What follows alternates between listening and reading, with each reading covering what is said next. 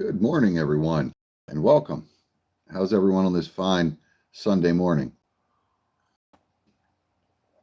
I see I got a couple people here already joining me. Hope everybody brought their coffee. We'll give it a couple of minutes, see who shows up. And I want to thank everybody that's here thus far. I got the chat open up so I can see what everybody's saying. It's funny, there's a delay. I'm using my phone to stream, but I have my computer here so I can read the chat. So I don't have to try to read it on this screen. It's super small. So the image over here on the computer is a little bit of a delay. It's kind of funny. This is my first one, so bear with me here. This is cool. Oh, Sunday morning, having some coffee, got my thoughts together. This is kind of a big thing. I've been on YouTube, I guess about a month or 3 months now, just under 90 days. So I want to talk a little bit about my experience so far. It's been fairly positive. I've only had a couple of negative, comments or, some feedback, which actually wasn't even on YouTube. I also have a channel on Facebook, also called X Outdoors Preparedness, where I just kind of use it to push traffic towards my YouTube. I don't do a lot of posting on there other than when I upload a video. I put it on there. So I've had a couple of comments over there that were less than positive. I'll address those here in a bit. Nothing serious, but it's been something that's been on my mind for a bit. A couple of weeks now since I got them, so I figured I would address them. But I never thought that I would end up doing stuff like this. The outdoor and the preparedness, basically the subjects that I talk about in the videos has always been stuff that's just been a hobby. It's never been, trendy or some sort of bandwagon that I jumped on. I mean, I guess this YouTube thing is a bit of a bandwagon that I jumped on, but as far as my content goes, was never really, any sort of band. It's just been a hobby of mine since I was extremely young, probably before I was even 10 years old. And we'll get into that. I'll tell you a little bit about myself. I'm 52 years old. I've been playing outside. I work outside. My career is outside. I've been outside basically my whole life. I was told by my parents and my grandparents that when I was born, I was colicky, whatever that means. But I was told that I was born in September. And I didn't really get to go outside much. Obviously I was an infant, but I cried a lot. It was like a constant thing. I was one of those infants that just cried. And, my mother told me that a few months after I was born, spring kicked in and she took me outside. She was hanging laundry on clothesline, and she carried me outside in the little carrier thing. And she set me down on the back porch and, went out to the clothesline. And then she realized that I wasn't, there was something wrong. So she turned around real quick and she ran down from the clothesline, and I'm just laying in the carrier, sun shining in my face, happy as can be. And, it clicked for her. She realized that, oh, he likes to be outside, because I wasn't crying. I got outside and realized, hey, I guess, I don't know, I was an infant. I don't remember this. Obviously, I'm just told this story that, it was going outside in the sunshine that, got me to stop crying, as an infant. So, I guess that kind of just paved the way for, my time, outside. And I've always been, the outdoorsy type. I was never the kid to sit in the house. Obviously, in the early 70s, we didn't really have video games. So I was outside, playing in the woods. If I could find a patch of woods or some dirt or just a tree to play under, that was me. And that just grew into, fishing and hunting and camping and backpacking and hiking and, all of these, outdoor things that, I've always enjoyed, as a hobby. It's just what I do. I played sports as well, baseball and football and lacrosse and wrestling. I did all that, stuff growing up, but I always came back to my my outside roots, I guess. Playing outside, being in the dirt, playing in the trees, building forts in the woods, all the stuff that kids did back then, when we were kids. So if anybody who is about my age watching, you probably remember, back when you were a kid, you could just go outside and find something to do, even if it was, I grew up in Baltimore City. We didn't move to the county till I was a little bit older. We had a golf course. Michael says he's had to live in a bubble suit his whole life. That sucks, man. Um, it's I guess people are different. I feel for you, brother. Uh, I would suggest get outside, tear open that bubble suit, and see what the world's like. Um, Again, I grew up in Baltimore City. We had a golf course not far from where I lived, and there was like a creek that ran past it. So I'd go down there and I'd play. There was a road, like a 2-lane road, not a highway, but a fairly busy road, had an overpass over this creek.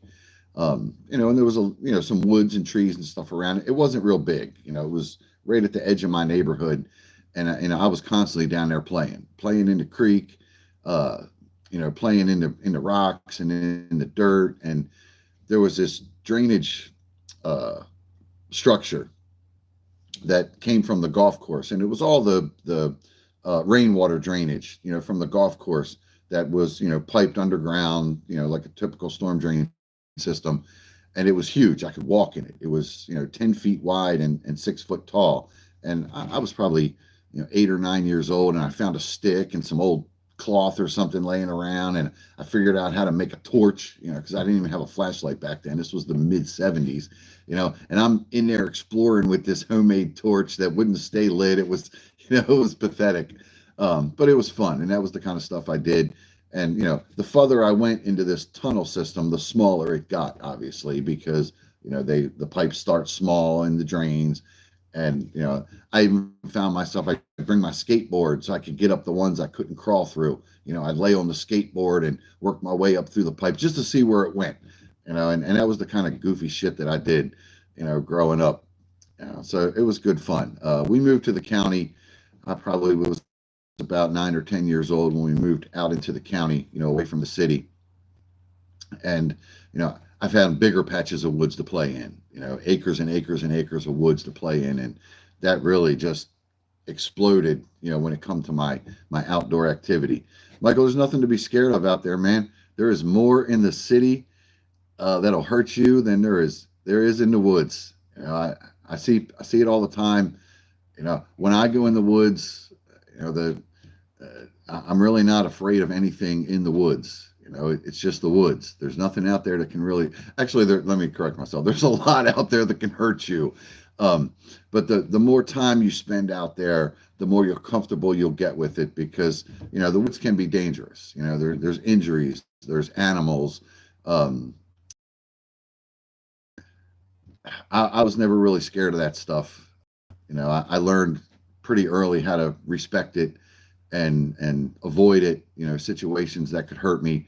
And I've come across, rattlesnakes in the woods many times. Probably about 15 years ago, I was on this property that I owned at the time up in PA, and I was up behind the property on this larger parcel that another guy owned that I had kind of permission to mess around on. And I wanted to put in, oh, you're just a country boy? So you know what I'm talking about. Yeah, I've met a bunch of country boys. You guys know how to get it done. So I'm up in this patch of woods up behind my property, and I'm trying to set up a 300-yard shooting range. I didn't have any place to shoot that far, so I wanted something. So I'm up there with a machete, and I'm, cutting line, so I had a nice clear shooting lane. I was trying to sight I forget what rifle I was trying to sight in, but I had a rifle I needed to sight in at 300 yards. And it's middle of the summer. It's June or July or something. It's hot, and everything's green and full of life. And I'm just hacking away up in there, doing my thing. I found a nice level section that I knew if I set up a bench, I'd have a pretty good sight line. It's the mountains. Very little is flat. You're either uphill or downhill. And I'm not paying attention. I'm just doing my thing, hacking away, and not 12 feet from me, I jumped this black bear. And I think I scared him as much as he scared me, because we looked at each other eye to eye, 12 feet apart. He never saw me coming. I never saw him. And he took off and bolted. And of course, my heart was like, yeah, you get that close to something 400 pounds, and he was a big boy. Could have been a female. I think it was a male. I don't know. I only got to see him for a split second. We made eye contact, and he turned and bolted and was gone, because it was pretty thick. Um, Mountains of Pennsylvania, there's a lot of laurel. Generally on the on the north side of the ridges, there's a lot of laurel that grows. It can get pretty thick in there. So your sight line through the woods isn't much. At times it's probably less than 20 yards, 30 yards. So I was like up on the ridge where it was a little less dense, so I could, and I'm just hacking and hacking and hacking. And, I jumped this black bear, and like I said, I think I scared him as much as he scared me. It was hilarious, of course I yelled at him, hey, what are you doing? I'm up here busy, go on about your way, do whatever, but again, rattlesnakes, they'll hurt you pretty bad. Closest I ever been was I got bit by a copperhead once, and it was just a little baby. Bear, mountain lion, moose, or snake. Never lived in an area with mountain lion. I did visit Arizona. A friend of mine lives out in Phoenix. First couple of years that he lived there, we went up into the high desert, up to see the Grand Canyon. And I don't remember if it was moose or elk, but there was a bunch of people pulled over on the side of the road. There was, something in the back, off in the woods a little bit, that people were trying to take pictures of. And of course, my nosy ass, I wandered back in there, and I was like, oh, it's, I don't remember if it was a cow, a female moose, or an elk or something. I don't remember. But I was probably 15 feet away. Now, I kept a good sized tree between me and this animal, because, I didn't want it to be scared, but I wanted to get a good picture, so I knew if I got in there and, kind of, made it not feel threatened, that I could get my good picture, so I got pretty close. I was 15, 20 feet away from this animal that was 10 times my size, and I got some great pictures. And then I worked my way slowly, backed out, not being a threat, and it was fine. It just, it was watching me, but it wasn't threatened. And then my friend's wife, she wanted to get a picture, and so she tromped down in the woods, and she didn't get 20 feet from this, and it started charging and chased her up out of there. And she's running with the cell phone and screaming. She's like, why didn't it chase you? I was like, because I didn't make it feel threatened. You tromped on down in there trying to get a picture, scared the hell out of that thing. So it was funny. A lot of snakes. Copper lunge, didn't get bit. Oh, you had a copperhead lunge at you. Yeah. I was a teenager, maybe 17, 18 years old. I came back to my grandparents' house, and I opened the door and got out of the truck. And when I stepped, I felt something knock me on the side of the boot. And there was this little copperhead, couldn't have been but about 8 inches long, just a little itty bitty baby. He was tiny, and I stepped on him, and he was whacking the side of I had my hunting boots on, so he couldn't get through the boot, but he's whacking the side of my boot. And I'm like, hey, little fella, what are you doing? So I took my other shoe and kind of stepped over, and, I stomped him down, yeah, nature stories are super cool. I've seen a lot. Another quick story, wife and I, a couple of years ago, we're up in the Finger Lakes camping. I do a lot of car camping now. I don't have a camper. I still sleep in a tent. I'm 52 years old, and I still pitch a tent, and I don't sleep on the ground anymore. I have an air mattress that a little electric, or a little battery powered pump that I pump. And I'm not a young guy anymore. I need some sort of comfort. We were up in the Finger Lakes, and on Bear Mountain. First time ever being up there. Gorgeous, beautiful area. I'd recommend visiting if you're in the area, if you're looking for a good spot. And it's morning. It had rained the night before, and the campsite was just soaked. I mean, I had a ridge line set up over the tent with a tarp. I learned my lesson about leaky tarps. I don't care what they say about your rain fly. None of them are waterproof. I've never owned a tent that was 100% waterproof. The one I have now is NGK or N something. I forget the name. I paid a couple $100 for it. It's a pretty nice tent, nicest tent I ever owned. It's 10 by 10. I think it's an 8-person tent. It's pretty big enough for the wife and I to have, air beds, in there. And it had started raining when we got there. So we got set up and it started raining, and it rained all night long. I mean, just downpoured. And I thought, oh, got a tarp. I got my ridge line set up with a nice tarp above the tent. So I got extra protection, and, we'll be fine. I got up in the morning, and as soon as I stepped off my airbed, the floor of the tent felt like a water bed. I'm like, oh, this ain't good. This ain't good at all. So I unzipped it and I looked out, and literally the whole campsite was under 6 inches of water. No water in the tent. I will give this tent that. It stayed dry inside the tent. Now the tarp, the back side of it, because I set up kind of like an A-frame on a ridge line, the back side of it had buckled down with water laying on it. So I had to kind of get between the tarp and the tent and push it up to get the water off of it. But, we stayed dry, and, I got in the truck and I drove down to the ranger station, and I told him, I said, hey, my site flooded out. Do you have another one I could move to? Because I'm in 6 inches of water here. And he said, yeah, we got some reserve overflow sites, over at the other end of the park. Here's the map. Here's where they are. Just go pick one of those, and you can have one of those for the rest of your stay. I was like, great, excellent. So I get back to the campsite, and I'm unpacking my stuff, getting everything put in the truck so I can move to another campsite. And this bear walks through the middle of the campsite, literally right through the middle between where my tent is and the fire pit. He was 20 feet away, and I wasn't paying attention. I'm packing gear, and I heard the wife say, that's a bear. And I turned around, and there's this big boy. He was 500 pounds, and he just meandered right on through. He stopped for a second. He looked over at us, and then down over the bank he went. Wasn't paying us no mind. Coolest thing ever. The wife was like, I can't believe that just happened. We're here one night, we see a bear. So there's a lot of great stories and stuff. You live through animals are unpredictable, including yes, I've taken my dog. I only have one now, but a couple of years ago, my oldest Rottweiler, she was 13, lived a great life, and she got to the point where walking was very difficult for her. So I had to take her for the last ride in the truck. It was pretty sad. I still miss her. She was a great dog. She loved being outside, loved camping and hiking, and there's probably some pictures somewhere of us out there. But I bred her. I guess she was about 5 or 6 years old when I bred her. And when I sold the puppies, I figured, this is one way I can get her to earn her keep is, have some puppies and sell them and make a little bit of money. And it was good. I had, 8 little Rottweiler puppies there for a little bit, but I kept one for myself.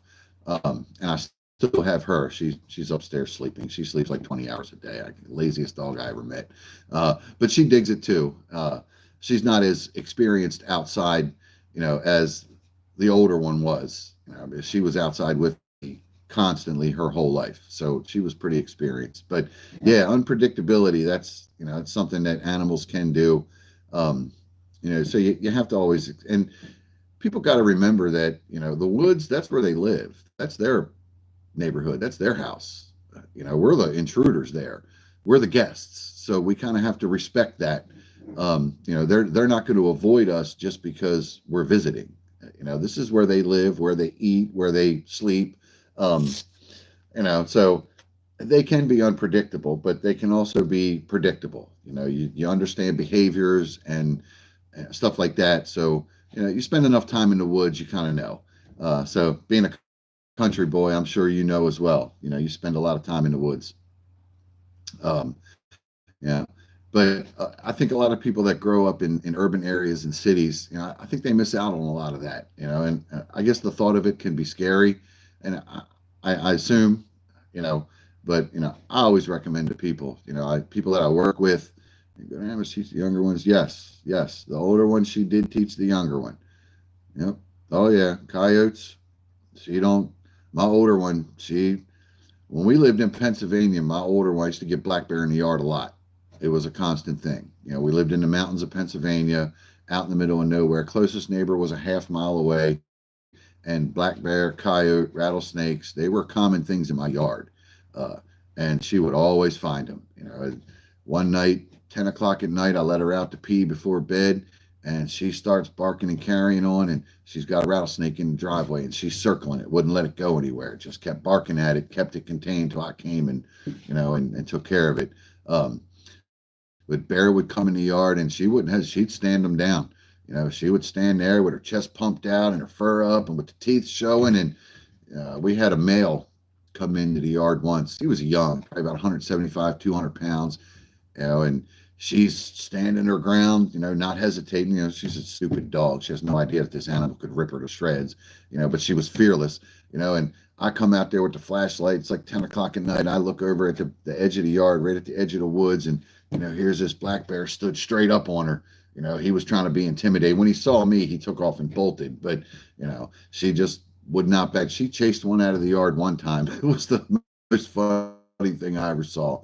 She's itching to go outside. I didn't know what it was. Could have been a squirrel, could have been a leaf. She was just anything that came in the yard. She was protective of the yard, but she bolted out the door and off the deck and around the corner. I'm like, what the hell is she chasing now? So I grabbed the flashlight and I walk around the corner, and just as I come around the corner towards the back of the yard, I see her in full sprint chasing this black bear that must have been 4 times the width of her. And she's nipping in his butt, and he's running, and his hips are dipping because she's nipping at him. And it was hilarious. I'm like, you stupid dog. That thing could turn around and rip you up. But,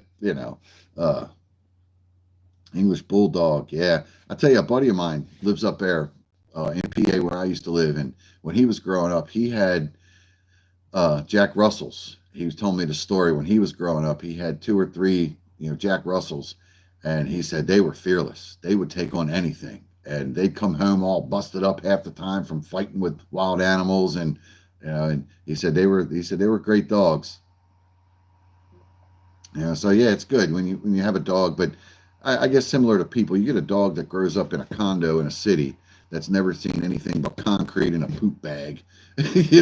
You take a dog like that out in the wilderness, and the dog is probably just as scared as a human is that's never been out there to see that kind of stuff. So, I think it's great. Good character. Oh, I missed one. I think my bulldog would have helped intruders carry out my. Oh, you think so? Yeah, welcome them in the house. I think that's the way the Rottweiler is now. I think if she could unlock the door and let people in, I think she would. She is so nice. She loves everybody. She ain't got an aggressive. Just last night, we got a coyote a fox been running the neighborhood, and I've seen it a bunch of times. It's just a fox, but it gets out there and barks a lot. I guess alert barking. Last night about 10 o'clock or so, I got the dog out in the backyard, and she's on an electric collar. I got electric fence around the yard so she don't wander. And I could hear this thing. It was down past the end of the yard up the street. I live in a subdivision, so it was kind of like over by one of the neighbors' house, and I could hear it. It was pretty close. I couldn't see it. I had the flashlight, and she's just standing on the deck looking, and it's over there barking and carrying on. And she's just not a peep, no growl, no bark. No, she's just standing there, got her tail wagging. My Rottweilers still have their tails. I never got them docked. And she didn't even go off the deck. She just looking around. She can hear it. I'm like, really? You're going to let that thing talk to you like that? Because it's over there barking and carrying on. It knew she was outside. It could probably smell her. And she could care less. She probably wants it to come over and play. Now, the older one, her mother, she'd have been up the end of the yard as far as that electric fence would have let her get to, and it probably would have been shocking her the whole time, and she would have been, come on, I dare you to cross that road and come in this yard. That's just how she was. She was fearless. But yeah, dogs are good. Should be barking dogs. Best security out there. Best security out there. I just did a video a couple of weeks ago on home defense, I prefer a shotgun, half asleep in the morning, somebody breaks in my house. Last thing I want to do is try to put a red dot on them. I'd rather have and besides that racking of the pump shotgun, 95% of the time anybody who hears that is going to be gone. But with my older dog, a leaf blows across the backyard, she'd bark and let me know. That's just how she was. This one here, no. If she could unlock the door, let you in to carry the TV out, she'd help you. It's just, she is so nice, not an aggressive bone in her body. Yes, I agree. I'll tell you a funny story. A guy that I knew years ago, this was probably 30 years ago. Um, he had a little dog. I don't remember what it was, but it was a little itty bitty dog. And someone broke in the house or started to try to break in the house. And the little dog went, buck crazy. And it was enough to scare the guy off. A little itty bitty dog. My dog poops bigger than this dog does, but it's really all it takes, and then any dog can, they hear better, they can alert you of anything, so I think a dog is the best security system you could own. I mean, they have personalities, and you bond with them, and most dogs will protect, just that's what they do, and I know mine.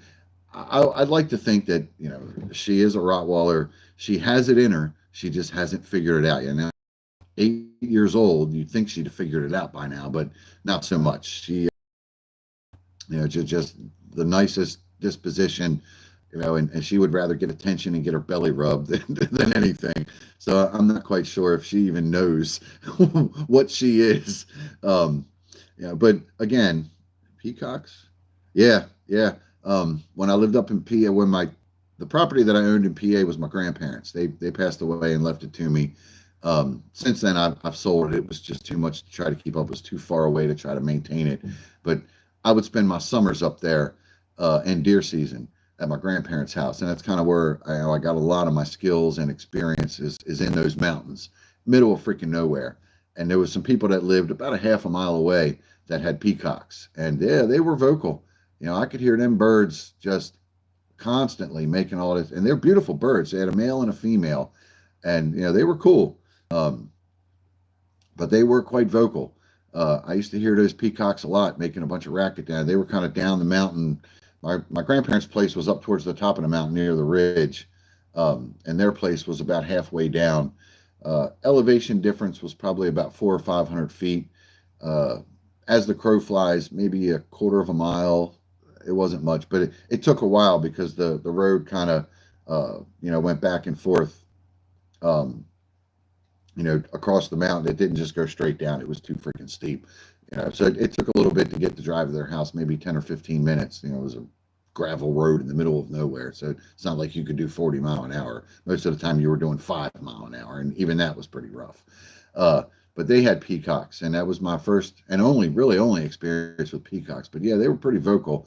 Now my grandmother did raise guineas and chickens when I was a kid, and the guineas were pretty vocal. They didn't make much noise, but anytime something would get close, they were kind of like the guardians of the chicken coop. They would start to carry on, and Grandma always knew if something was getting near the coop, because the guineas would start to carry on, and they were pretty protective. I watched them attack a black snake once. We went up there to get eggs or feed the chickens or whatever. I don't remember, but all of a sudden they started onto something in the corner, and Grandma went over there to check it out, and there's a black snake, and they were ripping that thing to shreds. It was 5 or 6 of these guinea birds just pecking away and just ripping this thing to shreds, which was kind of cool. And that was what Grandma used as the guardian of the chickens was these guinea birds, because they kept the chickens safe, I guess. So yeah, funny stories being outside, and I work in construction, so I come across a lot of people that have been outside hunting and stuff like that. But then I come across a lot of people that never experienced anything like that. And I always we have a kid that started with my company maybe about a year ago. And he grew up in the city and never had any experience outdoors. And he said he'd like to. He's newly married, got a little one. He said he'd like to get into that, the camping and all that. I don't know if he's done it. I told him, I said, I got plenty of gear if you want to borrow some stuff, or you want some suggestions on where to go and stuff like that. But he never really reached out. I don't know if he ever pursued it or not. But I always influence, or at least try to influence people to just get out there and experience it, man. It's I tell you, when the sun starts going down, and if you're a country boy, you know this, Michael. When the sun starts going down and you got that campfire going and the weather's just lovely, you got the sounds of the woods there, and just you got a cold beer in your hand, there is nothing better. I mean, to me there is just nothing better than that. That to me is just That's heaven for me, just to sit there. Wouldn't know. Roam, sleep in trees. The peacocks that these people that had them, they had a pen that the peacocks were in. They ended up giving them to another guy. I helped them transport them over there, which literally I sat in the back of their pickup with this male peacock, in my arms, and they're big birds. They're a lot bigger than they look. So I'm giving this hug to this big, and he's like right here at my face, and there's things on top of his head, and didn't try to bite me or nothing, just like chilling. And I'm like, yeah, buddy, don't bite me, please. And we drove all the way to this guy's place, and he left him in his property. I think he had a place in the barn for him. And from what I heard, they were around for a while, and then he thinks maybe a fox or a coyote got them. But I don't think yeah, 5, 6 foot tall. Yeah, the male's feathers, they were gorgeous. I saw it fan out, do that whole fan out thing, like a turkey strut, I guess, whatever they call that with birds, where it would just, and yeah, just gorgeous, gorgeous birds, just so majestic. The colors, they were just beautiful birds. Uh, so they were cool. But that was my only, other than seeing them in a zoo, where you're 50 feet away from them, you don't really get to see. But literally, I sat in the back of a pickup with a peacock in my arms holding this bird. So, which was cool. And, they're big bodies, big heads, just big long, and I'm holding this bird, and it was just beautiful. I still remember that. It was cool. Um, so like I said, I always try to tell people, get outside, man. Uh, Devil's bird. Yeah. Because they know their own beauty. Oh yeah. Oh yeah. I wouldn't doubt it. I wouldn't doubt it. Um, Never heard them called devil's bird though. Yeah, enough about peacocks. uh, so yeah, that's kind of, I love telling stories. I've been around a while, so I have a few stories. Um, so back to why I came on here. My YouTube channel is just about 90 days. I think I'm having a good time with it. I try to be fairly unbiased with my information that I put out there. I can only speak of my own experiences. I can't, talk about things. I'm no expert. I'm no trainer. I'm no coach. I'm no instructor or anything like that. I mean, if somebody wants to tag along, I can teach them what I know, but that's it. I don't know everything. There's guys out there, and I watch their YouTube channels. I mean, what's his name? Canterbury, man, that dude. And what's the one I've been watching? He was on that show Alone. Oh, what's his name? I can't think of it right now. But yeah, that dude blows my mind. Just blows my mind. If he's got a YouTube channel. He was on that show Alone, and he ended up winning. In fact, I watched that season, and then I followed him, like not Bear Grylls. It was something else. I forget his name.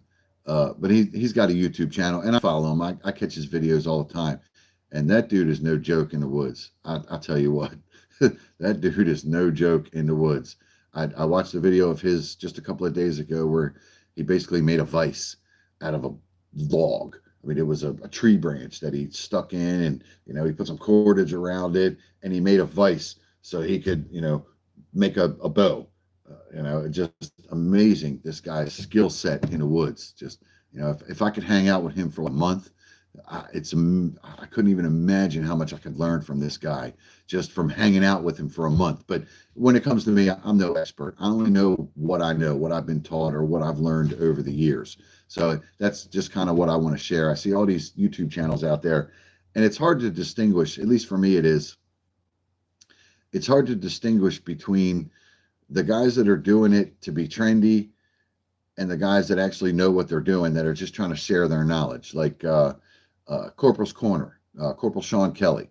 I watch his channel every Sunday. In fact, I'm going to make sure that I wrap this live up with plenty of time for me to pour another cup of coffee and watch because his videos come out at 10 o'clock Sunday morning. It's kind of a routine.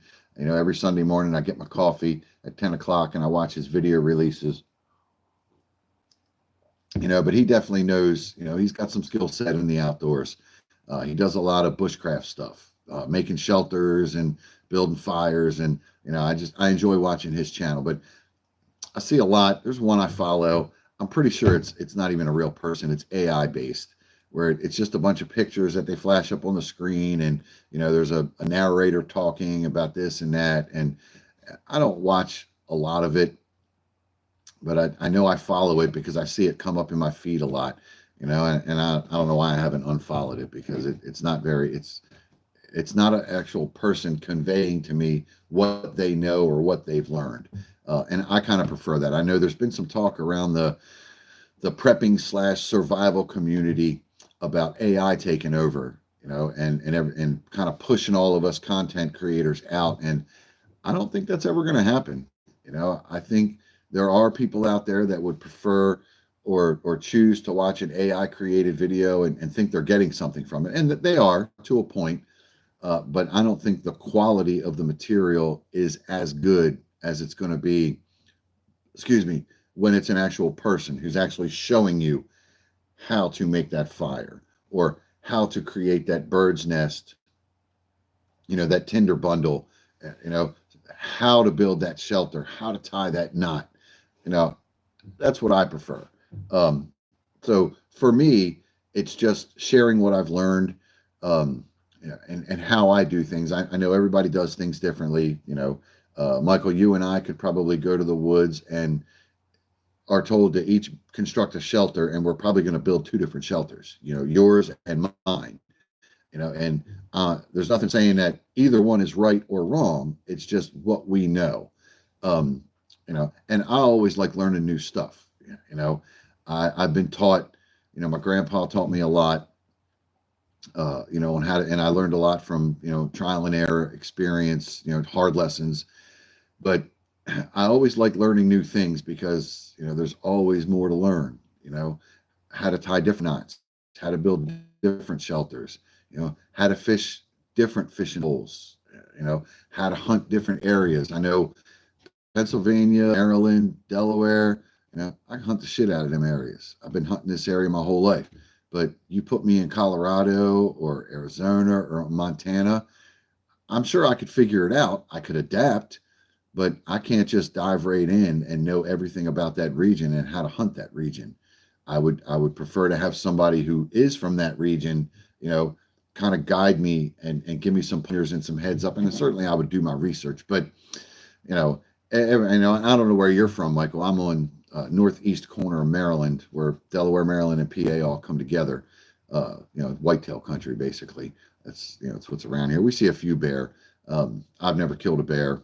I've only been out bear hunting 2 or 3 times, and I didn't see one either. All the bear I've seen have always been out of season. But I've harvested my share of whitetail. And after you do it a few times, you kind of get the hang of it. Woods, within 30 minutes of the sun coming up if you're going to have a productive day or it's going to be a bust. At least that's the way it is for me. Not overconfident, but confident enough to know that I'm comfortable. Hey, I see these signs and I see this and that. I'm going to put myself right here, and I think I'm going to have a good chance. And sure enough, some does will walk by or something. It's usually how it is when you hunt the same areas long enough. You kind of see the signs. But anyway, as far as my channel goes, I'm enjoying it. I hope people are getting something from it. I know I'm not the most entertaining guy out there, but I'm really not doing this for entertainment purposes, just to kind of share what I've learned. My channel's not monetized. I don't have sponsors. In fact, just last week, I got my first affiliate thing, which we'll get into that in a minute. And I'm really not prioritizing making a living at doing this. I have a job. I work Monday through Friday. I choose not to work weekends. We have younger guys that work weekends. I could if I chose to. I choose not to. But I don't plan on stepping away from my career or retiring or moving into this YouTube full-time thing. I don't have any plan of doing that. When I make my videos, usually it's a Saturday or a Sunday, or it's a rain day during the week. I don't work on rain days most of the time, and I'll get my thoughts together for several different videos, and I'll sit down here, and this is where I make them. It's just a corner of my basement. I'd like to get it a little bit better set up as like a studio or whatever. But for now, I'm working with what I have. And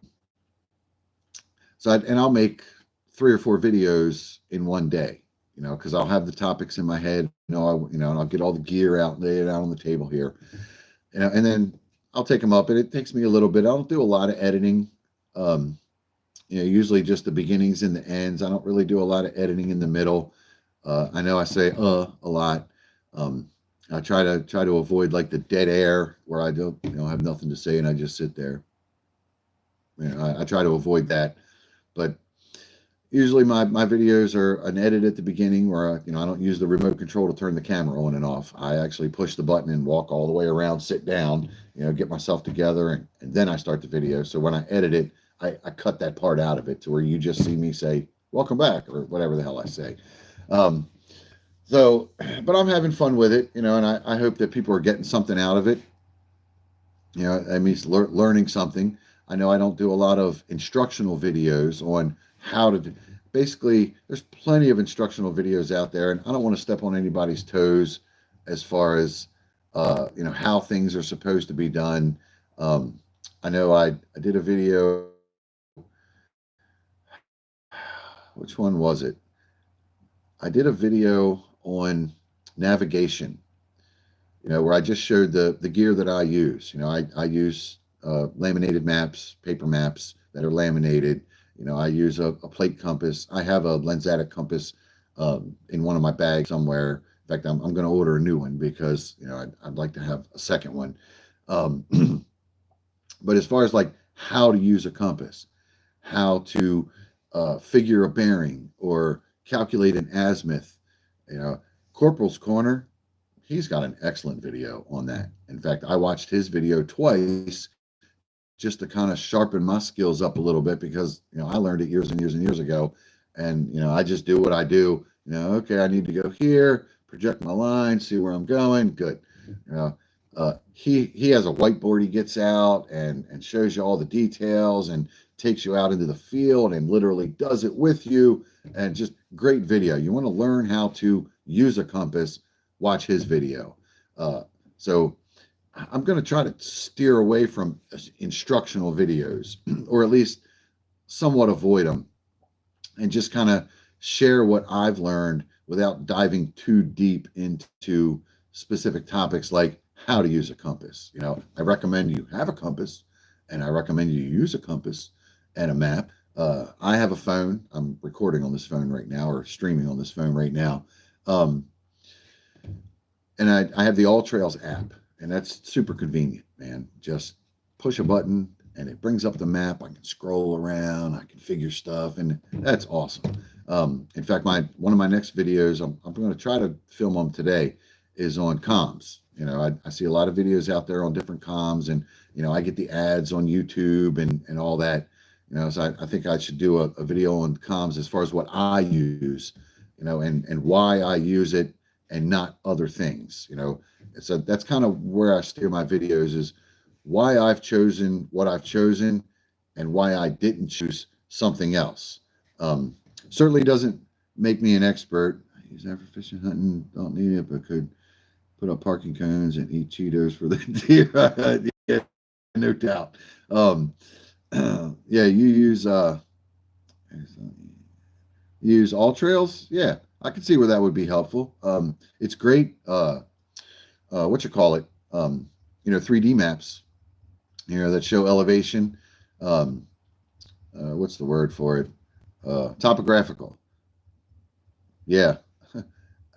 Conquering nature doesn't have to be hard work. I agree. Once you get enough experience, it's fun. It's not work. Yes, nature will humble you at some point. And I've been humbled many, many, many times. Those are the hard lessons that I spoke about learning. I've learned a boatload of hard lessons where you think you got something covered, and you get out there and you're like, well, fuck, that didn't work out. I guess I got to come up with a new plan. So yes, nature will humble you quickly. But if you always understand that, you have to have that level of respect for nature, then I think it's usually a good time. At least for me, it is. I've never lost that respect for nature because, like I said in the beginning of the video, there is a boatload out there that can hurt you. and hurt you bad. I mean, you hear stories all the time about people, not faring so well in the wilderness. Some of them don't come out of the wilderness. It's where they take their last breath, and that's horrible. Um, I saw a that's crooked.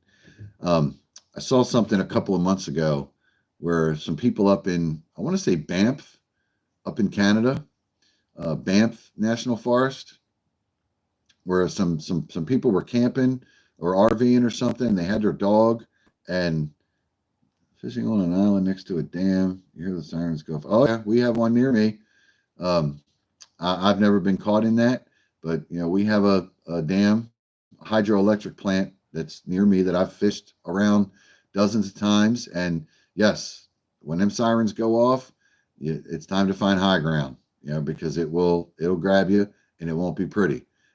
Your day will not end well. Um, yes, you have time, but you can't wait. That's right. When you hear them sirens, it's time to move. You don't stay at the shore, fishing that hot spot that you're, one more cast, one more cast. No, when you hear them sirens, you got to find high ground. What's worse is when the breeze starts coming. Once they open them gates, for some reason it moves a lot of air down through. At least the one that I fish, air starts to move and the breeze picks up. And I've gotten to the point where I felt the breeze and I was like, oh, that's new. I better move. But I've seen pictures of guys that didn't move. And in fact, I saw a picture once in a fishing shop that had opened up locally here in town 30 years ago, this little fishing shop. And there was guys out there rock fishing, striped bass, and the gates opened and they didn't move. And this guy, literally the water was above his head and all you see was his arms with his fishing rod sticking out of the water. And the guy was completely underwater. I don't know if it was staged or real, but it was a cool picture. But yes, when you hear the sirens and the breeze, yeah, duck hunters. 500 Mossberg shotgun. That sucks. I haven't been complaining about the Mossberg. Yeah. I don't know if people do a lot of duck hunting in that area or not, or any waterfowl. That's not really something I've ever gotten into. I went one time with a guy, same guy took me pheasant hunting once, and it just didn't catch. I don't know why. I mean, I did not enjoy it, but it wasn't something I was young. I know when I went pheasant hunting, he had a bird dog, and I think he shot his shotgun 3 times, killed 3 birds. I think I shot mine 60 times. I killed no birds. So yeah, well, at least it was a moss bird and not something more expensive. But losing any firearm sucks. That's for sure. I wouldn't want to do that. But again, I've learned that lesson, with the dam here, up in there rock fishing or cat fishing, when you hear the sirens that they're opening the gates, it's time to move. You don't mess around with that. And then, like I said, one time I was in there and I pushed the envelope a little bit and I started to feel that breeze, and I quick grabbed my stuff and I worked my way up the bank to high ground. And literally by the time I got to high ground and turned around, the water was already, the rock I was standing on was underwater. It happened that quick. And I only went, 20, 25 feet higher in elevation up the bank. And the water just came that fast. So, but again, the guy that I was fishing with, he had been fishing that area his whole life, so he told me, hey, when you hear the sirens, don't mess around, head up the bank. And one time I pushed the envelope and I heard them and I'm like, I got time, I'm pretty far away from the dam, so I'm still casting a little bit. And then I started to feel that breeze coming and I was like, ooh, what is that? Why did the wind pick up all of a sudden? So again, back to my YouTube channel, 90 days old. I think I got 30 some videos out so far, fairly decent viewership, nothing major, which I didn't expect. My channel's kind of new. I'm still growing, but I do appreciate everybody who has watched and commented and subscribed. I think I had 80 some subscribers, which that blows my mind. I didn't expect that. I expected to get like two, and those will be my two friends, that watch. One lives in Pennsylvania, one lives in Arizona, but those guys watch, and they call me and say, hey, that was a good video you did. You should affect my buddy in Arizona just called me the other day, and he asked me how often do I go through my packs and change out batteries and stuff, and I said, well, I don't really leave the batteries in my items in my packs, because the alkaline batteries leak and they'll just ruin whatever they're in. So I kind of just tape them together with some Gorilla Tape or electrical tape and just keep them with whatever they're for, the headlight or the optic or whatever. And then when I need it, I know I have fresh batteries to stick in there. And twice a year, I open my packs up and swap them out, winter, summer. We live in that region, in Maryland. I'm not sure where you are, Michael. I think you're the only one watching now, but there's a couple more. But where I'm at, we could have a day where it's 75 degrees and sunny, and literally the very next day it'll be 35 degrees and snowing. That's how just whacked out our weather can be. So twice a year I pull my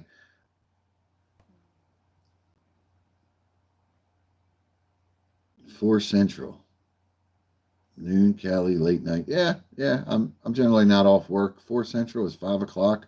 Hell, I'm just getting off work at 5 o'clock. I'm not in the mood to sit and do a live. I'm trying to come home and chill and eat some dinner. But I'll see what I can do. Sunday morning was pretty easy for me. And being the first one, I figured I would see how it went. But I got a few people watching.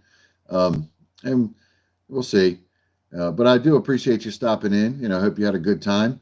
Always feel free to reach out if you got any suggestions or, just any feedback. But, what was saying, about my batteries, my buddy asked, he said, you should do a video on your bag check, kind of like people check their smoke alarms, twice a year to change the batteries.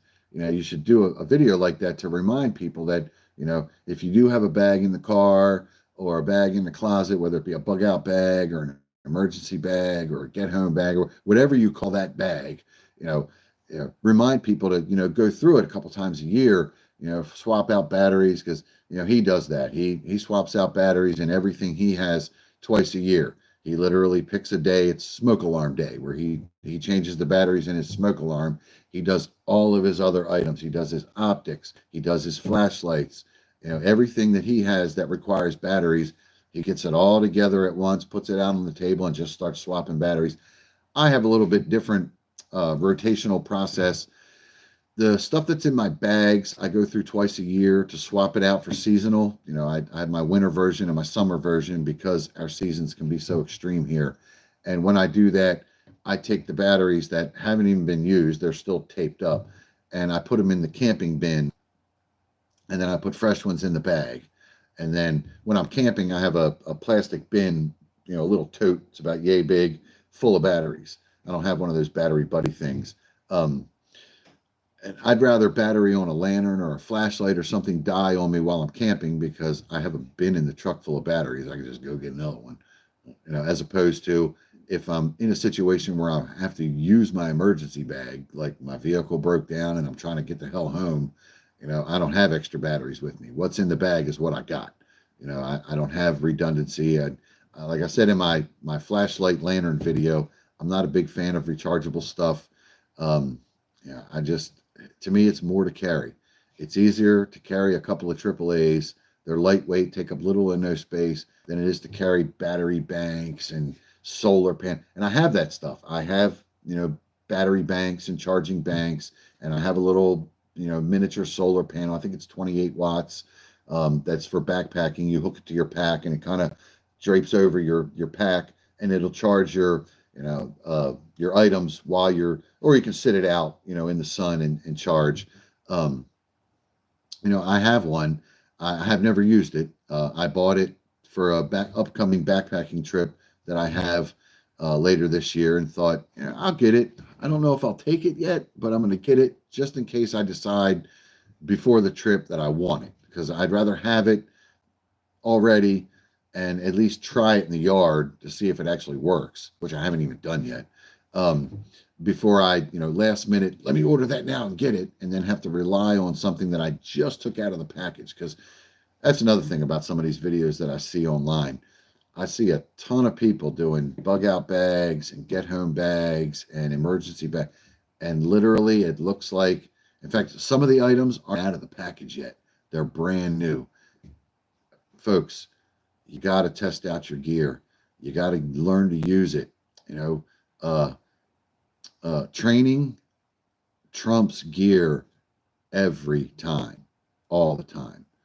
You can have every fire starting piece of equipment and gear on the market known to man.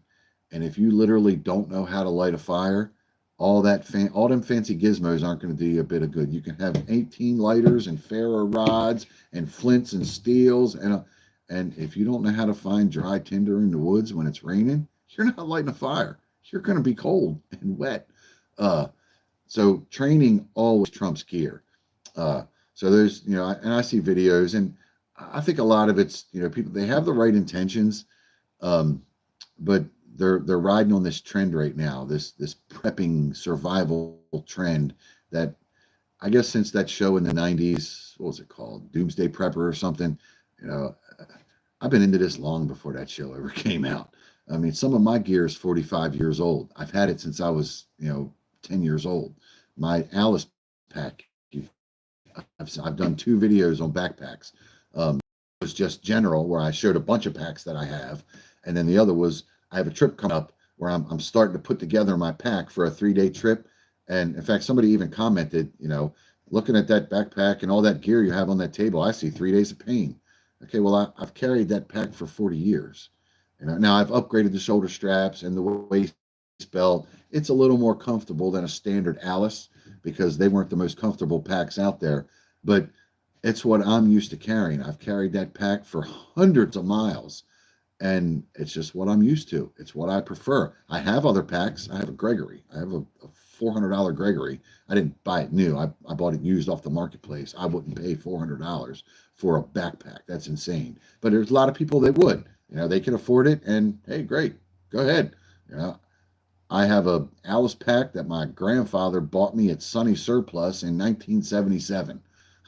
It's a metal frame canvas military from Vietnam era backpack. You know, Not the most comfortable thing out there, but I think it's 58 liter. It holds more than enough gear. It's been through hell and back, and it still works. In fact, I've been watching the videos lately on guys that are mixing silicone and naphtha, which naphtha I think got taken off the market. I don't know, but they're making waterproofing. They take a bed sheet and they mix up this concoction of silicone and some sort of thinner, and they dip the bed sheet in it. I've seen guys that take wax and a urethane or a petroleum based liquid, and they melt the wax and mix it together and they brush it on, cloth, a bed sheet, and it's waterproof. Man, I don't know if I'm going to do it this year, but I definitely going to do it over the winter. I'm going to pull that Alice pack back apart. I'm going to take the pack off the frame, and I'm going to waterproof that sucker, because it's not waterproof. It may have been waterproof. A lot of 511 websites, eBay. Yeah, no doubt. A lot of my gear is used. A lot of my gear is old. I don't know if I have anything handmade knife-wise. Generally, handmade knives are pricey. In fact, I just did order. I don't know if I've ever showed it in a video, and I don't know if it's handmade. But I have a straight edge fixed blade knife. It's 7 inches long, maybe. My grandmother bought it for me at a flea market in Cumberland, Maryland, in like 1979. It's the same knife. That's the one I use. I couldn't even begin to tell you how many deer I've gutted with that knife, how many deer I've processed with that knife, how many pieces of fishing line, and I still use it. It's in a old dry rotted, it's still together. It's holding well for as old as it is. Just a straight edge, typical knife. It's nothing fancy. And I have other, knives, that I've, tons of them. In fact, I got them all out a couple of months ago and sharpened. I think I had 30 some knives. I couldn't believe how many knives I had.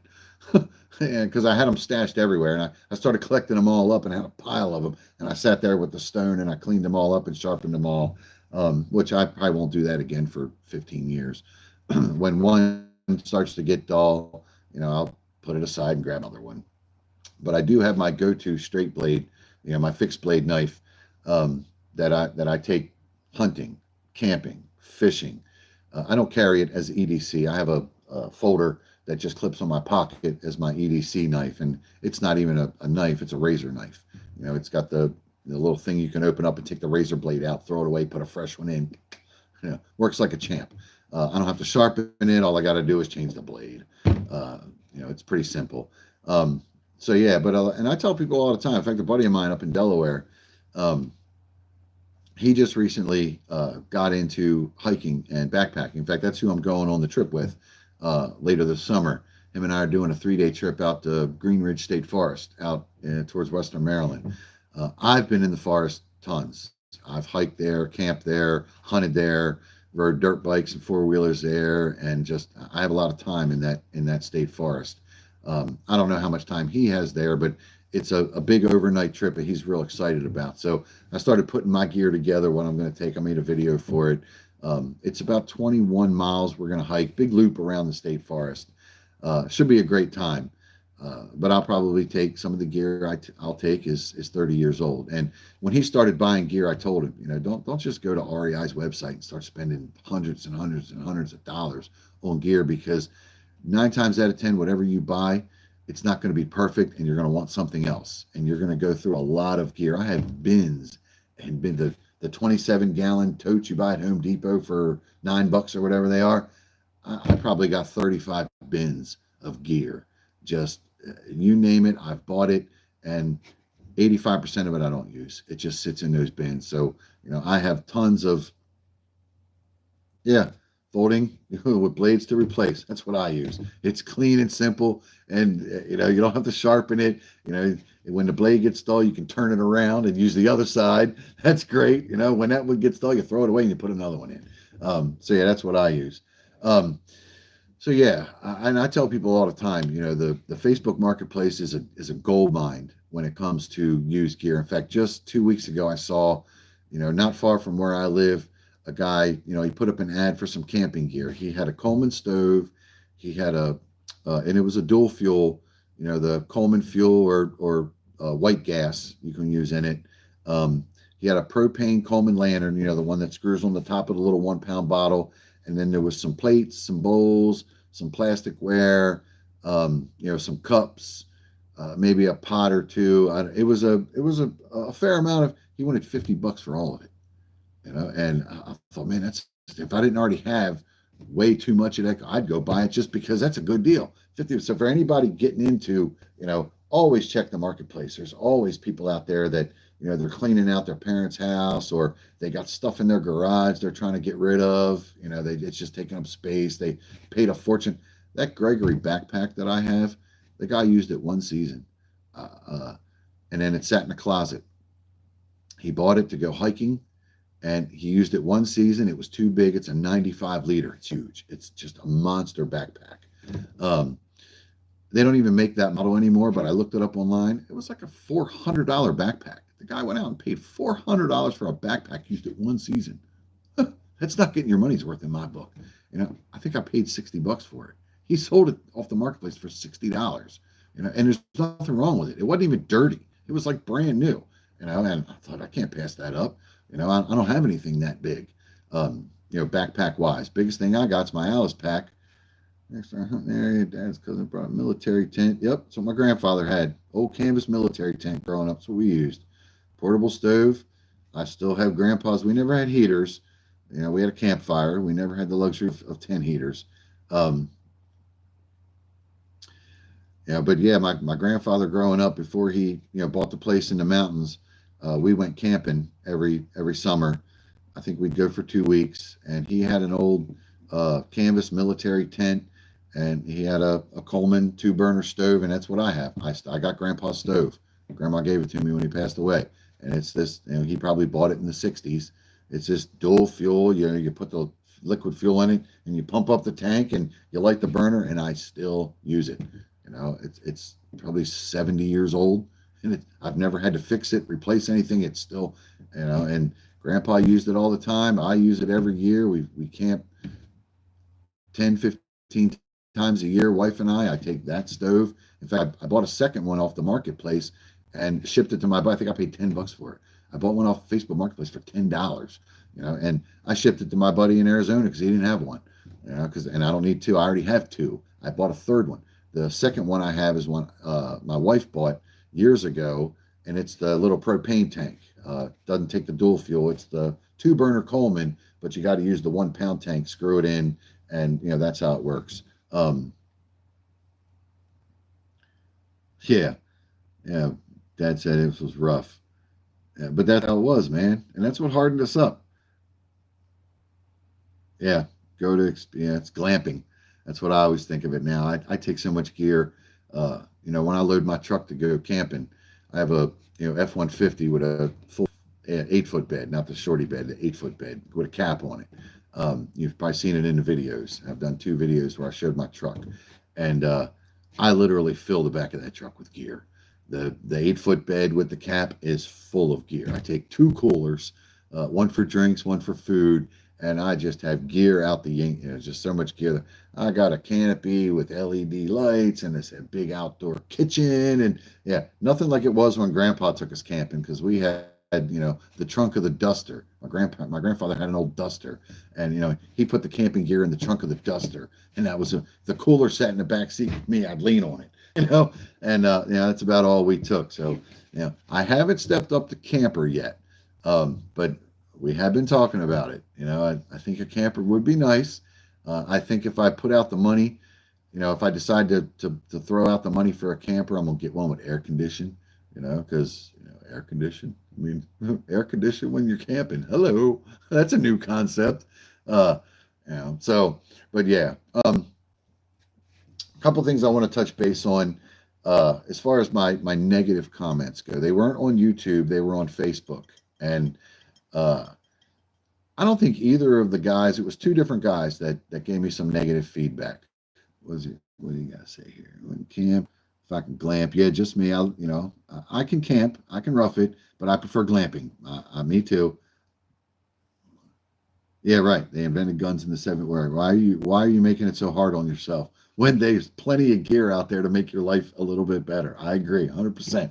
That's why I can go backpack with nothing but what I can carry on my back, and I can make, and I can get it done.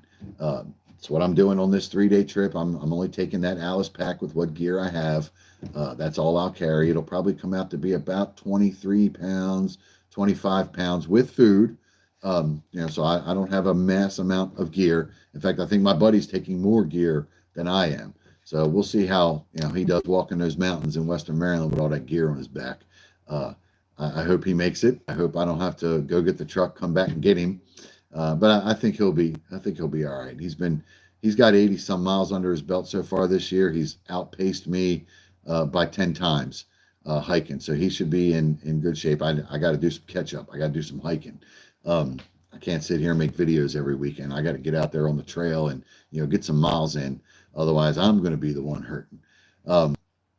But yeah, as far as my negative comments go, I don't know if those 2 guys, are going to watch this video, or for that matter, watch any video that I make, because the comments that they made didn't really reflect what was in the video. I think basically they just looked at the title and made an assumption and then gave me a negative comment. In fact, the one was about, I put out the video about sunglasses. That it's a common piece of gear. Guys who hunt use sunglasses. Guys who fish use sunglasses. Professional athletes, baseball players, football players, tennis players, golfers, they all wear sunglasses. Shooters, guys who shoot competitively, they wear sunglasses. Preppers, survivalists, you watch the videos, everybody's got sunglasses. I never once said that sunglasses were a vital piece of gear. I never once said you should never go in the wilderness without sunglasses. Yes, they are eye protection. These are my reading glasses, so I can read the freaking comments, because I'm old and I have trouble reading close up. My distance vision is fine, but this close up, if I take these off, that screen's blurry as shit. I can't read a thing there that you're saying. But I basically made the comment that these are the sunglasses that I use because of how much they cost. They're cheap, they're durable, they make a ton of great styles. Check them out. I don't get any money for them. I don't have a discount code for you, nothing. The company doesn't even know I exist. I stumbled across this brand 15 years ago, and I'm a big fan. That's all I own now. The price is great, and I've lost $200 Ray-Bans and Oakleys and Armani's, and I've had all the big name brands of sunglasses, and sunglasses inevitably either get lost or broken. It's inevitable. You're either going to break them or you're going to lose them. It's a guarantee. So I can't choke down spending $200 on a pair of Oakleys when I know I'm just going to lose them or break them. And I don't like gas station sunglasses because they're pretty cheap. So I made a video just on sunglasses and the commonality across the spectrum of outdoor, into anybody who's outside uses sunglasses. And these are the ones I like to use, and why. They come in HD, they come in polarized. Check them out. Max Eyewear, great company. I've never met them. I've never interacted with them. I've just bought their sunglasses. They're affordable, $20, $25 for a pair of sunglasses. Eventually I'm going to lose them or break them. So I'm only out $20. It's not the end. They're nice, good quality glasses. I like them. But the guy, came on and, he said my information I was putting out there was baseless, that, it's ridiculous that sunglasses are the last thing he would worry about going into the wilderness. And first of all, I never said anything about taking sunglasses into the wilderness with you. So that's utterly fucking ridiculous of this knucklehead, and then he started boasting that he's retired special tactics. They always like to boast. All the, at least the two that negatively commented on me, they're boasting that they're, I'll get to the other one in a minute, but yeah, he was boasting that he's retired special tactics or whatever. I don't fucking know. I don't fucking care, man. I just made a video about sunglasses. I never once said they were a vital piece of gear that I gotta have them first. So he didn't even watch the freaking video. He just is a troll and being an ass. And I handled it diplomatic. I was like, hey, that's not what I was trying to convey. You obviously didn't watch the video. I feel that there are essential items for being in the wilderness, which are pretty common across the spectrum. The 10 C's, the 10 essentials, it's pretty common no matter who if you ask a survivalist or a backpacker, they call them different things, but it's all the same. They got the 10 essentials or the 10 C's, as Dave Canterbury calls them. I can't remember, cover, container, whatever. He named them all with a C. That's why he calls them the 10 C's. Dave Canterbury, great. I never met the guy, but his info is phenomenal. And then backpackers, through hikers, they call it the 10 essentials. So I never once said anything about sunglasses, and I never once said that you got to have sunglasses before you go in the wilderness because you won't survive. And the knucklehead comes back to me and said, I wouldn't go in the wilderness without one of two items. And I messaged back. I was like, well, what items are they? What would you take? He tells me a laser pointer and a signaling mirror. I can understand the signaling mirror. Having something like that for safety reasons. A laser pointer? Really? What are you're gonna point at the canopy? The tree canopy? Ain't nothing gonna see a laser pointer. They're barely gonna see a mirror, dude. A signal fire. That'll save you. If they know where you are and if they're looking for you. But hey, different strokes for different folks. I'm not going to fault the guy. If he thinks that a vital piece of survival gear going into the wilderness is a fucking laser pointer, then I feel for him. I don't know if I would put a laser pointer in my gear. I may have a signaling mirror, but it may be part of something else. I like multi-purpose gear. In fact, I think my compass, Lens Addict compass actually has a lid I can pop open, and there's a signaling mirror in there. I don't use it, but I've never used it. Maybe look at my face or something. Is there a tick on me? But again, but anyway, and then the second guy, I had put on Facebook on one of the groups that I'm in, because I have my Facebook page, my Gen X Outdoors and Preparedness page, And then I'm also joined up to a bunch of other outdoor survival hiking type groups. And I always share my videos to those groups to try to drive traffic towards my YouTube channel, you know, and it works, I guess. My channel's grown a little bit, but I threw it out there. I'm like, hey, I'm a real person. I'm not a bot. I'm not, trying to annoy anyone. I have a YouTube channel. I make videos to try to share what I've learned and what I know, and I post it on here to try to push traffic to my YouTube channel. So, if anybody, if you don't want me to do that, I won't, but as long as it's cool, and I got a message back from one of the moderators that said, hey, your content is exactly what we want on this channel. You're not part of, sale ads and, all this bot, but then somebody this dude sent me a message on the private message thing, and I forget what the message said. It was pretty rude. It was like, who do you think you are to come here and try to, tell us or sell us on anything? I'm a professional survivalist and you're just a puppy. That's what he said. He said he was a professional survivalist. And so I'm like, oh, maybe he has a YouTube channel. No, he doesn't. Maybe he has a Facebook page. He does kind of, but it's all nonsense memes. No really pertinent information that I saw. But I didn't scroll his whole entire page. I looked around it a little bit, but I looked at his bio. I think he's a scientist, really, from what I'm getting out of like White Sands in New Mexico. And Las Cruces, I think, is the name of the base out there. I don't know. My wife goes there for work. She actually is a scientist, and she goes there for work occasionally. And I don't know what the guys, it was unnecessary for him to say that, and I didn't even answer it. I thought about it. I chewed on it for a couple of days. I was like, first of all, you don't know anything about me, and nothing in my videos ever says that I'm an expert or claim to be an expert. All I'm doing is showing you how I do things. And I know that how I do things works because it's worked for me. And I'll be the first one to say, and you can watch any video that I put out there, that just because something works for me in my region does not mean it's going to work for you in your region. You have to take the basics, the basic foundation of outdoors, whether it be camping or hiking or fishing or hunting. You take the basics and you adapt it to where you are. How I go out and fish creeks around here is probably not the same way someone in Alaska fishes their creeks. Now, there's going to be similarities to the basics, but it's different there than it is here. So, and I always try to say that is, you can't watch a video and do something exactly the way the guy in the video does it, because it may not work for you. It may not work in your situation.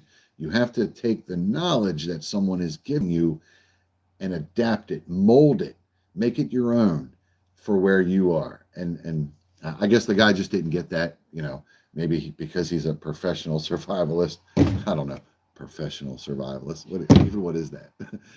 Dave Canterbury, he's a professional survivalist. The guy from the Alone Show that has the channel up in Montana, I think, he's pretty damn professional in my book.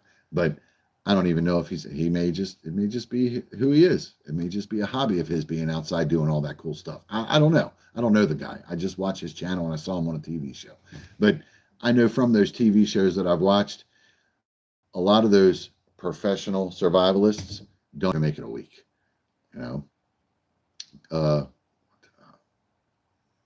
Glenn, no, not Glenn. What the heck is his name? Hayes is his last name. If anybody watching, one of the 7 whole people watching, if you know who the guy from the Alone Show has a YouTube channel, Hayes is his last name. I can't remember his first name. Excellent channel. What do we got? 9:15. All right, I'll start to wrap it up. Only because I want to be, available, have a fresh cup of coffee, at 10 o'clock when Corporal's Corner drops his video, because he drops his every Sunday at 10 o'clock in the morning. And I watch a bunch of YouTube channels. Every Tuesday at 12 o'clock, I watch The Sensible Prepper. And maybe some people here in the chat watch Such. I miss Robbie on the Tuesdays as well, just like everybody else does. But I understand he's got a new career and doesn't have time for YouTube anymore. I hope he's doing well. I even watched his Tuesday night lives with Robbie at 5 or 6 p.m. or something. It was tough because of dinner, but I at least tried to catch him a couple of times. So, but I watch all those channels, and some of them have actually commented on some of my videos. Survival Dispatch. I'm a big fan of most of their content. With what is his name?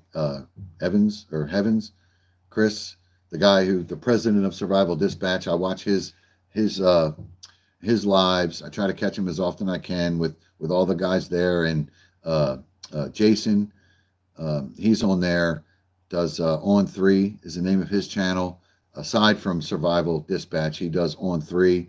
And then JJ has Fuel the Fire. I watch his a lot. In fact, he's commented on a couple of my videos. So if you're watching, JJ, thanks, man. That's huge to get somebody at your level to be, down here.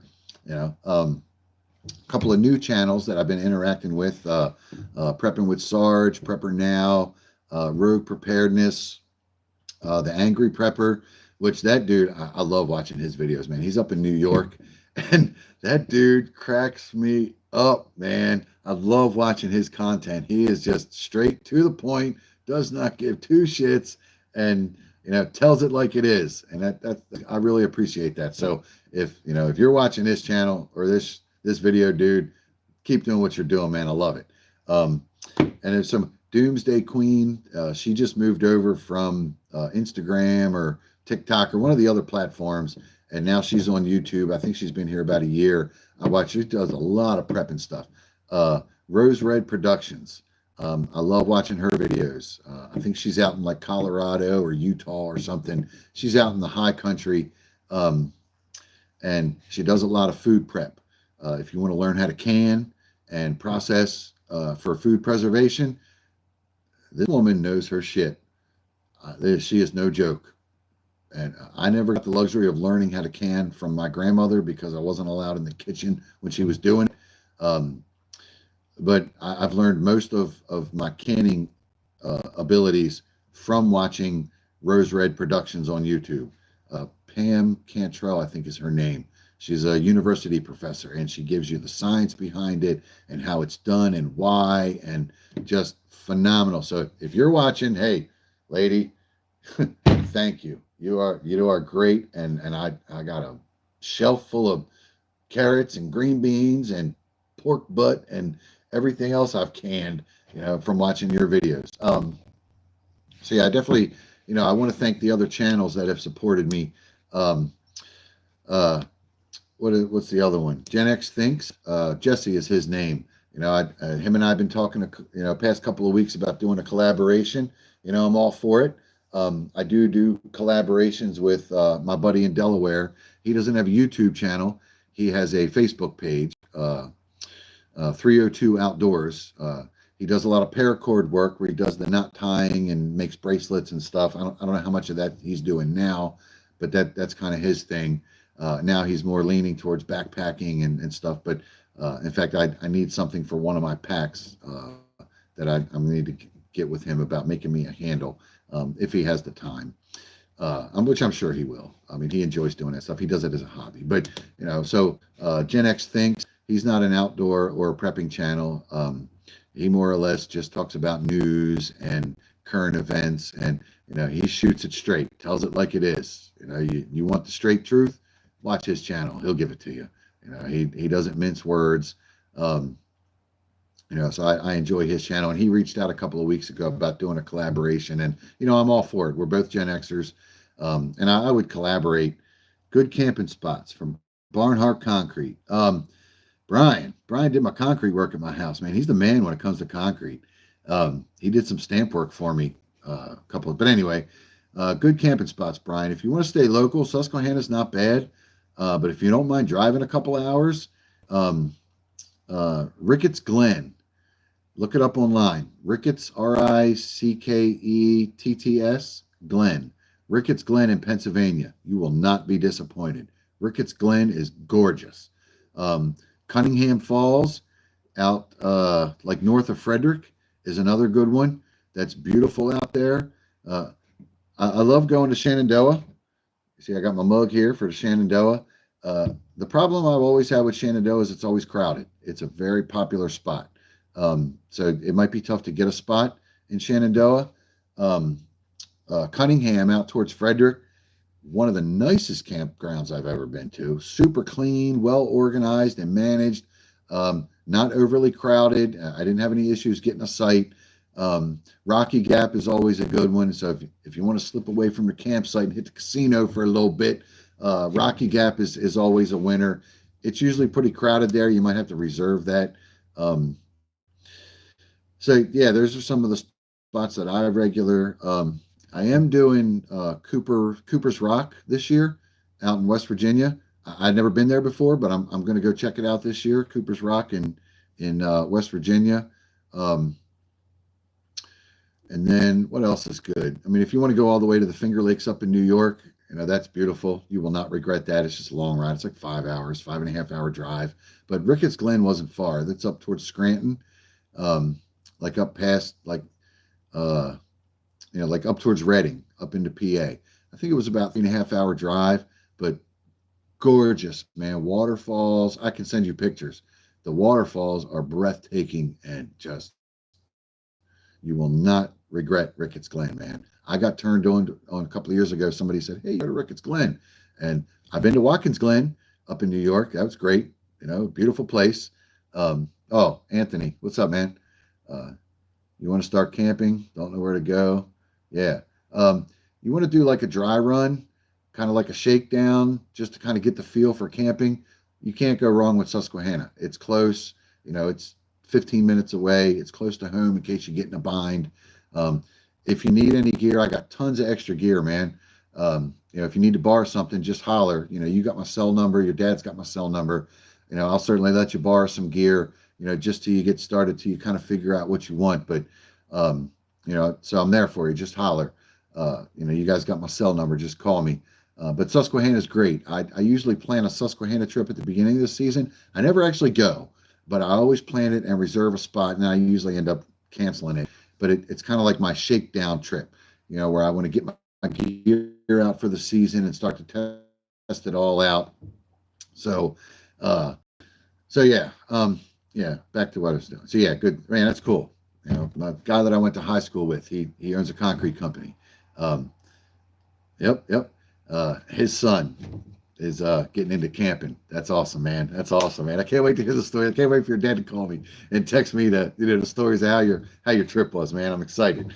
So yeah, that's as far as the negative, and it doesn't really bother me. I mean, I thought about it and I chewed on it for a while with the negative comments, and I've never been the type of person that that kind of stuff really bothers me. I don't get it. And I was told that when I first said to a couple of my family members, hey, I'm thinking about doing a YouTube channel. My daughter, my oldest daughter, she's like, well, you better be prepared for the next, because they will rip you apart. You two have a good day, man. See you, Tony. Anthony. Um, and it doesn't really bother me. I do what I do because I enjoy it. Again, you just saw my reaction for a guy that I grew up with, went to high school with. His son's getting into camping. That excites me. I'm excited that, just like my buddy in Delaware, he's backpacking and hiking. That excites me. So that's the kind of stuff that I really enjoy. I like to share that. I like to share what I've learned. I mean, you just heard me on a live YouTube that anybody in the world can watch. That here's a guy that wants to get into it. I'm willing to lend him. And I probably got some gear I can give him. Because I don't even use it anymore. So, but just to help him get started. And I love to watch that journey of him getting started, getting his own gear, and that's going to be so awesome, man. I'm looking forward to that. I hope he does, get into it and actually follow through. And, I hope we have a conversation 10 years from now about, some of the experiences that he's had in the woods and camping. Yeah, I love to hear those stories. Um, so, so yeah, I'm going to keep doing what I'm doing. I got tons of topics I can talk about. I mean, I haven't even scratched the surface of camping, excuse me, of camping and hunting. I haven't done anything hunting. I haven't done anything fishing. I haven't done anything shooting yet. And I have all that planned. So, as my channel grows, I'm going to start expanding on all these other subjects. I'm going to, do some fishing videos and do some hunting videos and some shooting videos. In fact, if you've watched, I have some firearm videos that I put up where I'm building them. I haven't had a chance to get them to the range yet and get them broken in and get them sighted in and just see how well they do function. And I already made plans with my buddy in Pennsylvania. He's got a big piece of property where I can shoot probably out to 1,000 yards.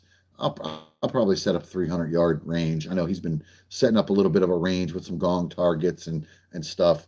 But he said I'm more than welcome, and he's got a safe full of guns that I can do reviews on, and so I have plenty of content, coming. Just you have to bear with me because I'm not a full-time creator. I have a job I work at 40 or 50 hours a week, so I kind of do this on the side, and it takes a lot, believe it or not, to get the camera gear, and I can't just go out and do what I enjoy doing, take a hike or go camping. It's a ton of extra work taking the camera gear and filming the whole thing, which I don't mind doing. But I'm not going to be able to do every second of being out there. I know a couple of weeks ago, I took a little hike to a local trail that I live near, and I took the GoPro, and I got some footage, and it didn't really do that well. I think only a few people watched that video, so I don't know how many hiking videos I'm going to put out. I will put out some. I know my 3-day trip coming up later this summer. I'm going to take the camera and we're going to get that. Because it's not only a good fun trip for me, it's my buddy's first time. So I think it's going to be some great footage. But as far as where my channel is going to go, here in the future, that's kind of where I'm leaning. Certainly, if anybody wants to learn anything like instructional wise, just let me know. I may not make a video, but I can certainly, communicate with you in email. Maybe I'll make a video. I don't know. But I'll certainly help anybody that I can, at least with what I know and what I've learned. But again, training trumps gear every time. So the only way to really know and get to know and learn how to do all this stuff is get out there and do it. Get out there in the woods, camp, get out on them trails and hike. Get out there in the woods and do some hunting. Do some fishing. You got to do the stuff to actually learn the stuff. So, as far as where my channel is going to go, next couple of videos, I do have planned a couple here. I don't know if I'm going to get to film them today. I'm going to try. It's raining outside, so I don't know how much outside time I'm going to get today.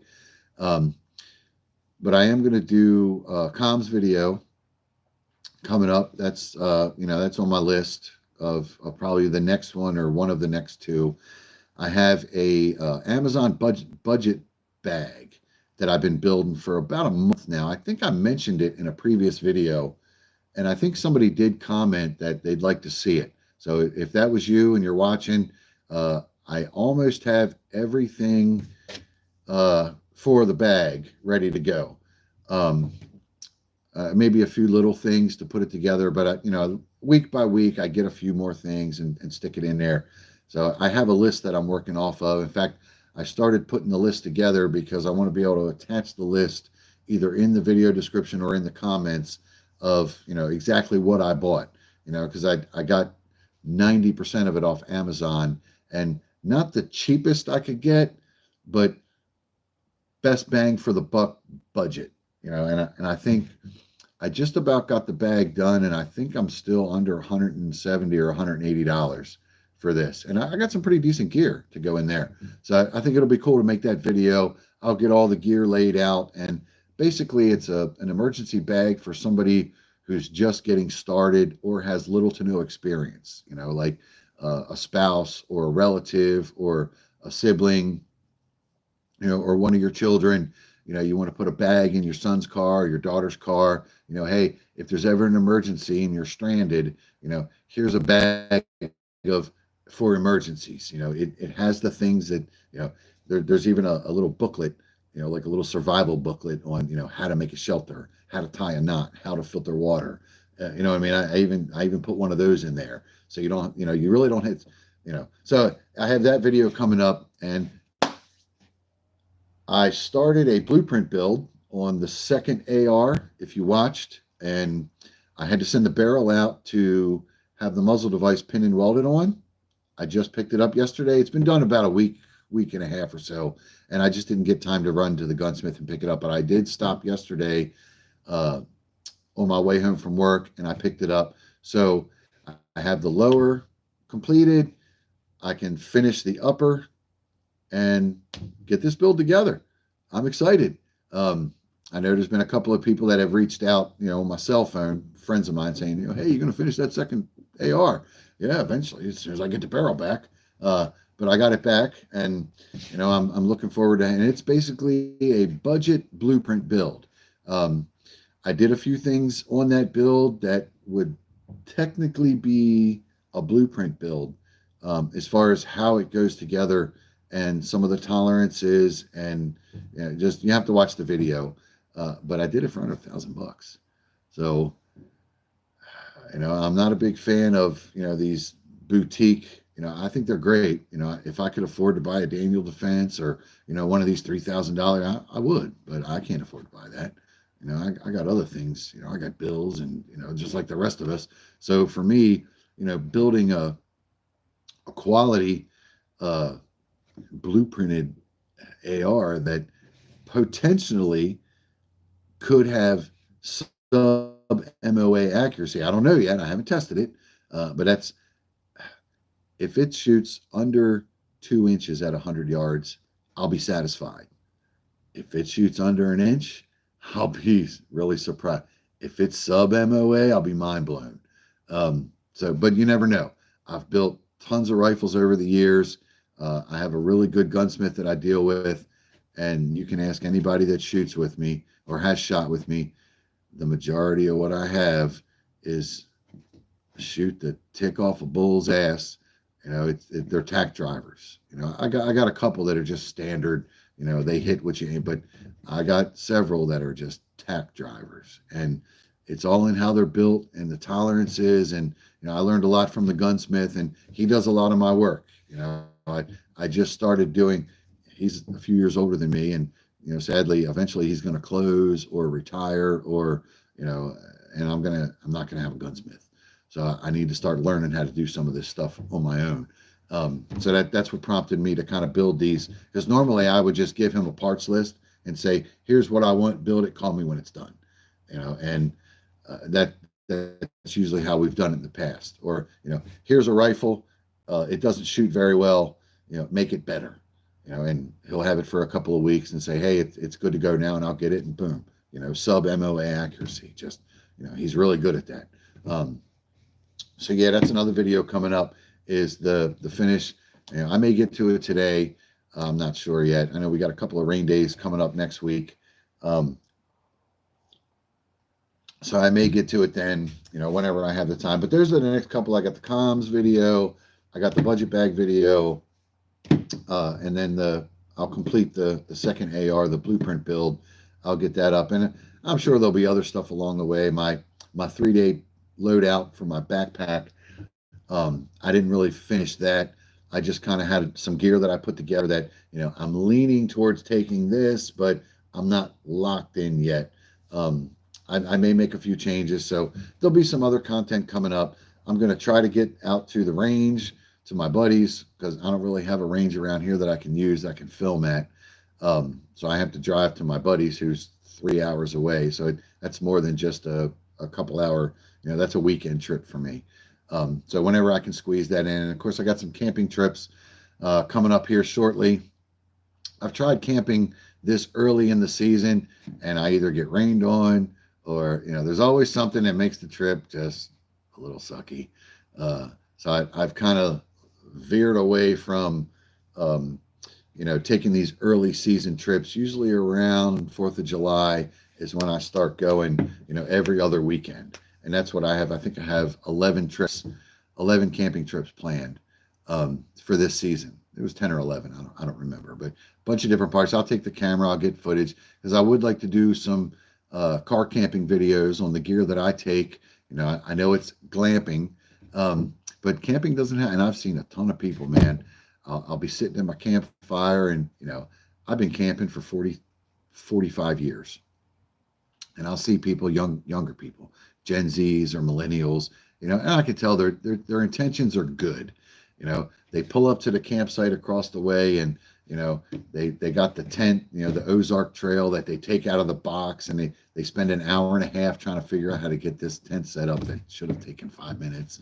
You know, and they have little to no gear, you know, and little to no food, and I can tell they're just getting started. And I've been there.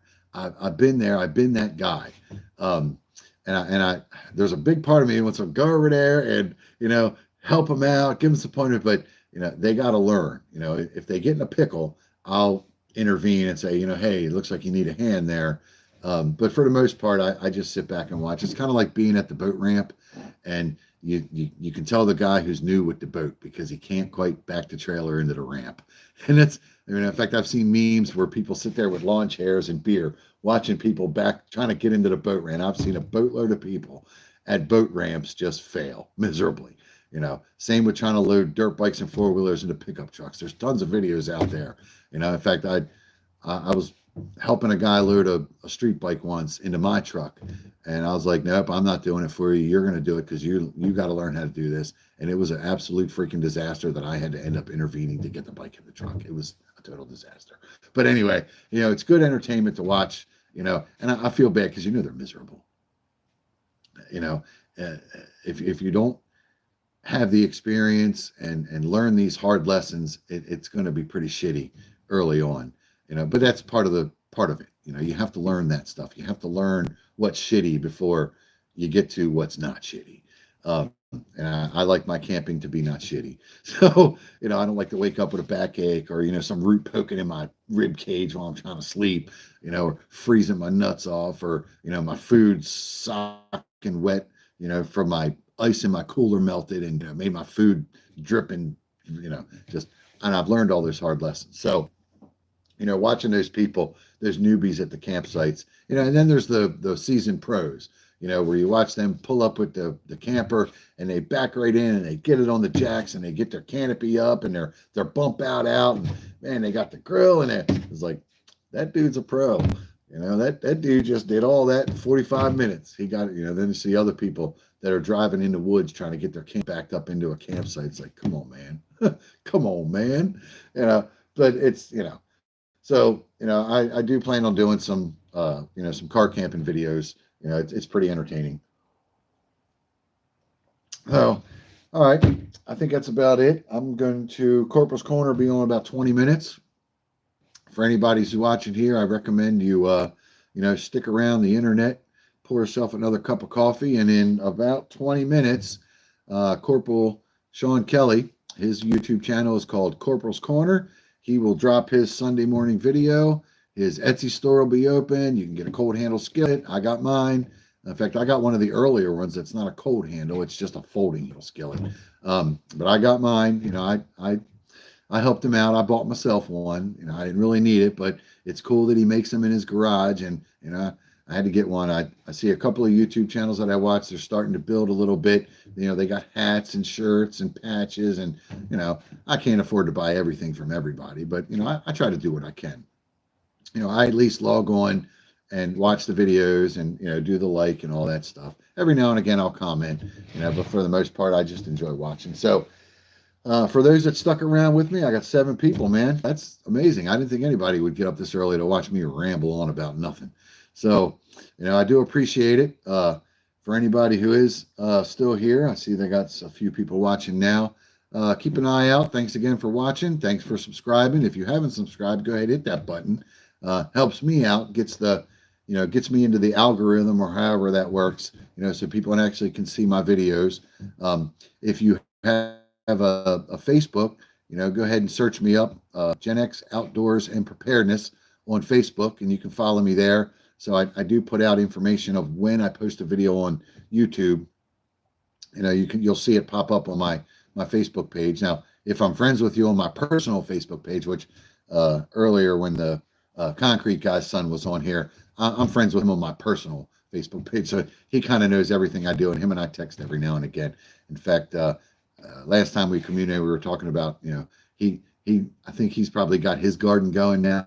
I just have my patio pots, but last year I think was the first year him and I both grew potatoes, and I think he said his turned out pretty well. He got a ton of potatoes, and so did I. I was pretty impressed. I never grew potatoes before. It was cool. Just in a flower bed at the end of the driveway, I planted some potatoes, and boom, 100 days later, I pulled potatoes out of the ground and fried them. And fried potatoes, it was great. So yeah, I do appreciate everybody that does and has been watching. I'm gonna consider. We'll see what the feedback is. If anybody wants me to do these, maybe not an hour and 48 minutes every week, but Sunday mornings. I know, one guy said, Michael here, just somebody watching my live here. He said that if I do them, what day did he say? I forget what day he said.